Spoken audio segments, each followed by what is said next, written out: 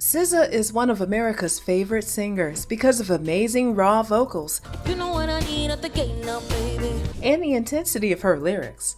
At some point, she had everybody daydreaming about killing their exes with her song Kill Bill. When she released the remix with Doja Cat, she had people writing think pieces about who had the better verse in the song. In fact, her fan base came up with a name for her music language, Szalese. But people mostly ever talk about her in a musical capacity, forgetting she had a whole life before getting on the global stage. She had a career as a ghostwriter for some of your favorite artists, and here is how she went from that to the SZA we know now.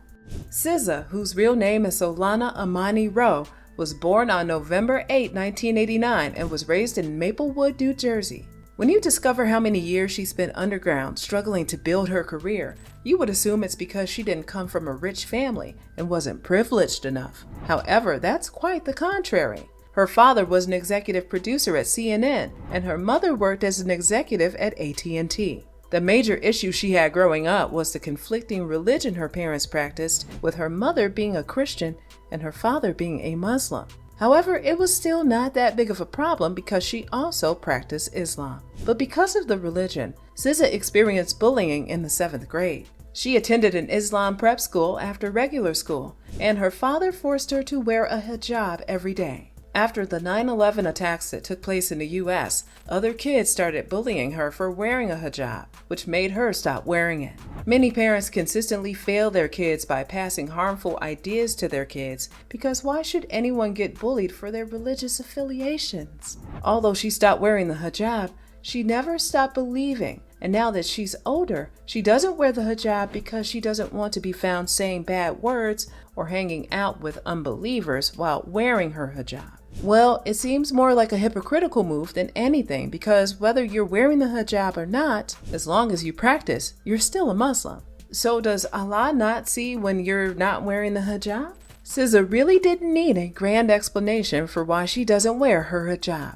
After graduating from high school in 2008, SZA had a hard time determining which college she wanted to attend. She went to 3 separate colleges before deciding to stay at Delaware State University, where she studied marine biology. Even at Delaware, she didn't stay for long before dropping out again. The reason behind her indecisiveness was that she wanted to pursue a career in music, but she didn't particularly know how to go about it. And SZA is just like many other people stuck in colleges, trying to fit into the rat race as opposed to doing what they really enjoy. After dropping out of college, SZA started taking on different jobs so she could make money.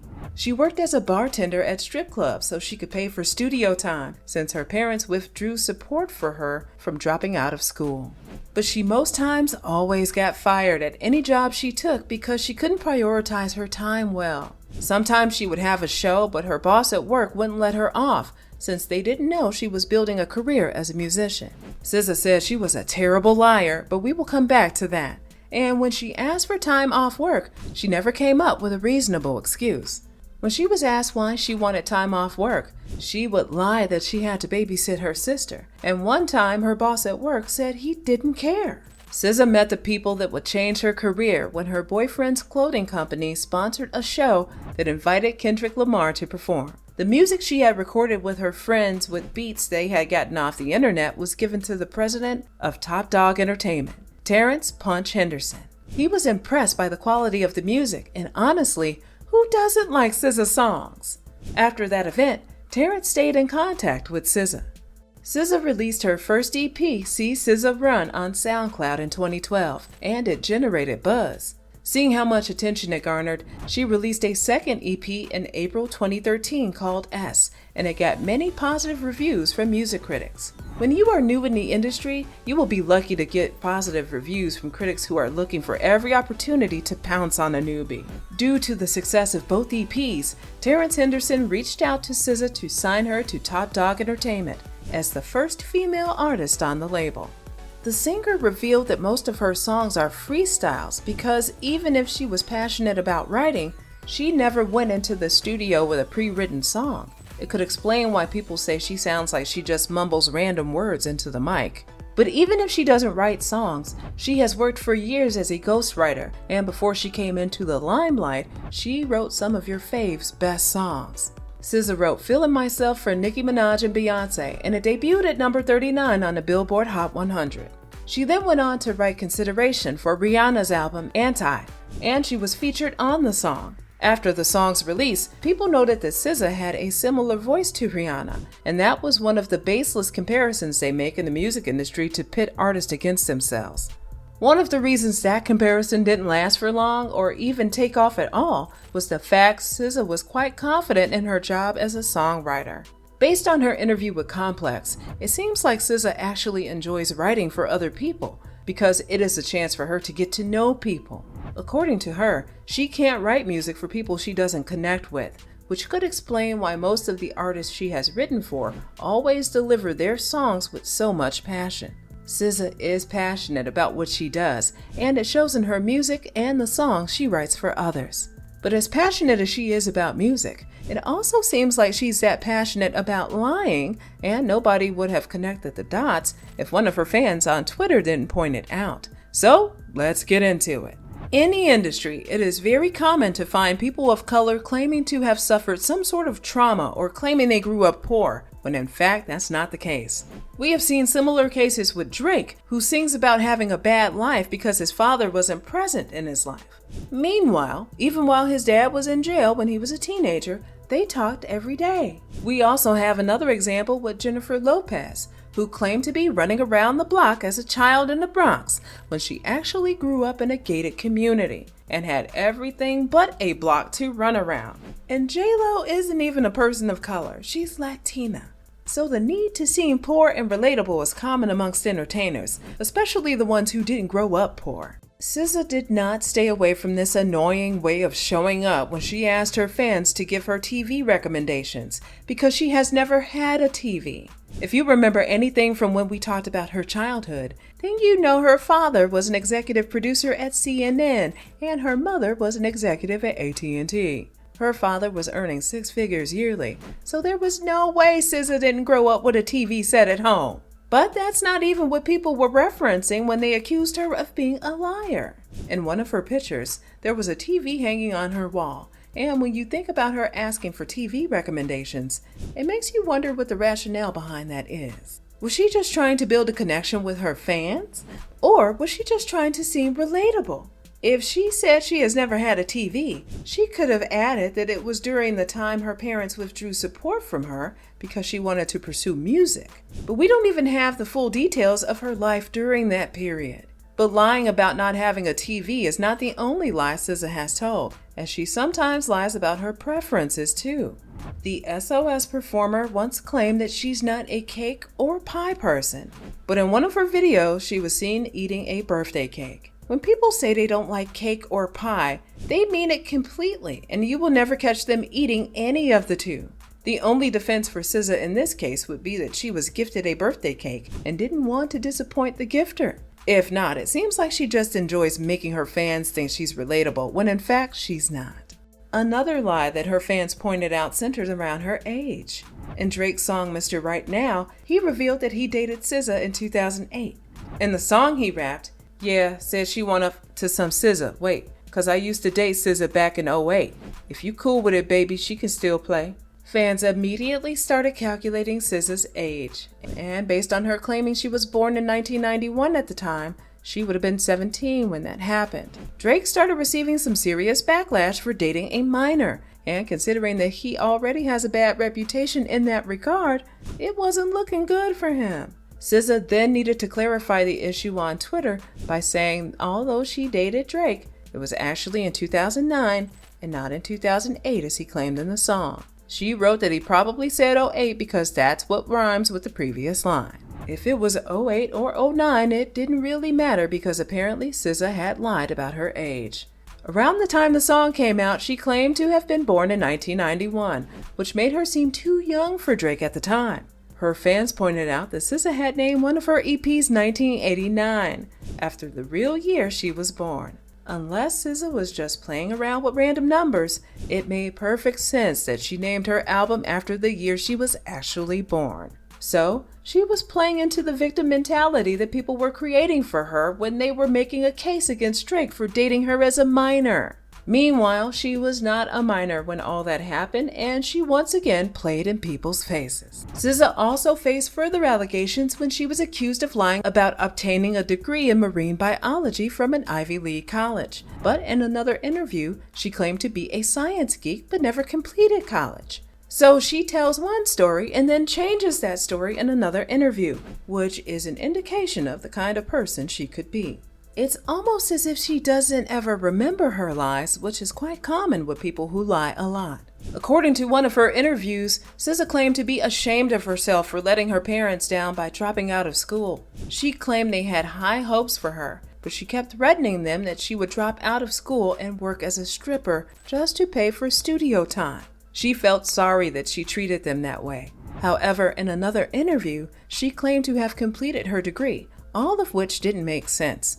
If SZA had simply said and stood by the fact that she dropped out of school to pursue music, many people wouldn't judge her so badly. In fact, people who can relate to her story would see her as an inspiration.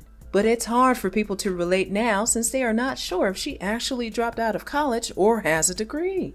But even if she lied about many personal details of her life, when she had to move on from Top Dog Entertainment, it was time for her to be as honest as possible. When she was still a newbie at TDE, SZA recalled struggling because she was the only woman on the label. While she was building her career and going from studio sessions to studio sessions, she also had to remind her label to prepare for hair and makeup. As if that was not enough, she also had to make PowerPoints to convince them to let her be in a publication, as opposed to them finding out what kind of publication she needed to promote herself. Based on the information she provided, it seemed like the only good TDE was doing for her was providing her with deals, but she was handling every other important aspect of her career.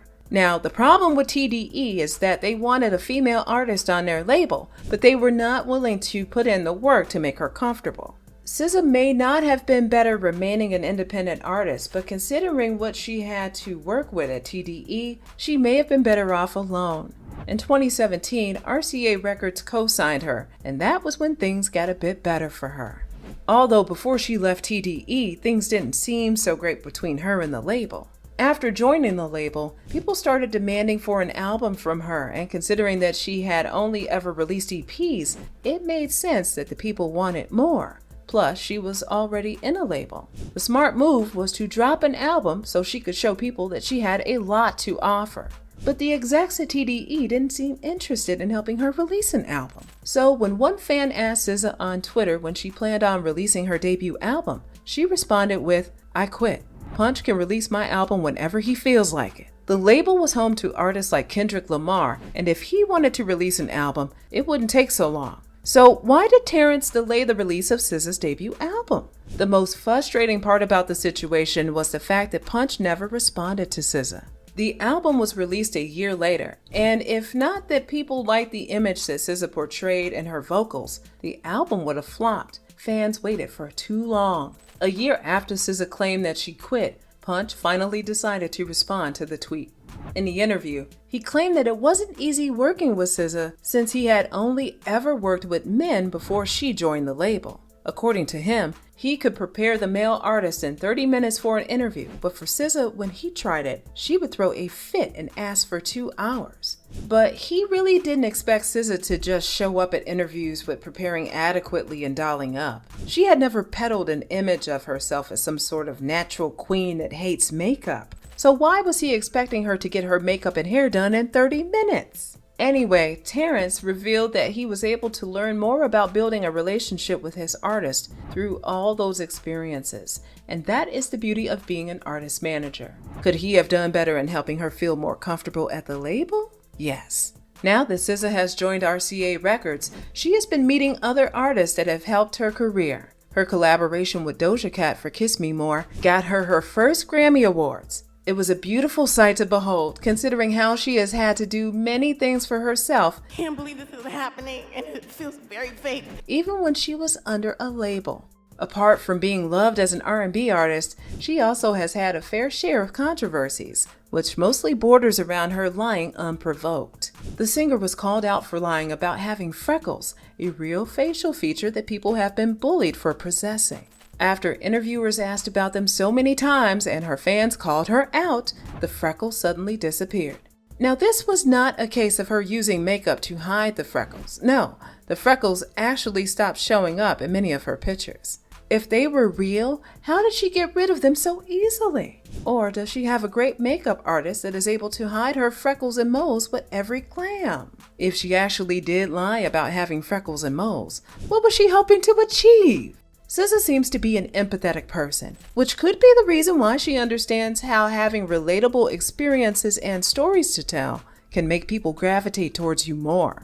But her lies seem to be mockery to people who have the real issues she claims to have.